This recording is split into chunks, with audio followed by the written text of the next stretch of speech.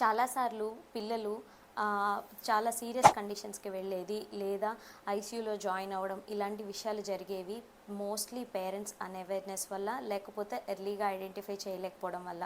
పెద్దవాళ్ళకి వచ్చే సిమ్టమ్స్ పిల్లలు సరిగ్గా మనకి వ్యక్తపరచలేరు. దానివల్ల ఉండే ఆ సైలెంట్ సిమ్టమ్స్ని గుర్తించకపోవడం వల్ల చాలా ప్రమాదాలు అనేవి జరుగుతున్నాయి. అలానే చాలా డెత్స్ కూడా ఇంక్రీజ్ అవుతూ వస్తున్నాయి ఇండియాలోని. My name is doctor Anupama. I'm a pediatric intensivist.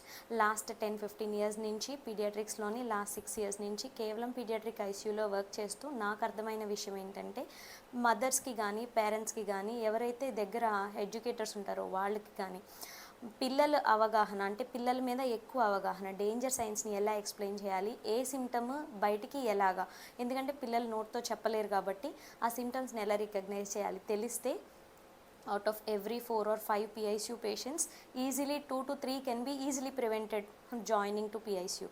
దానికోసం ఈ అవేర్నెస్ ఛానల్ అనేది క్రియేట్ చేయడం జరిగింది.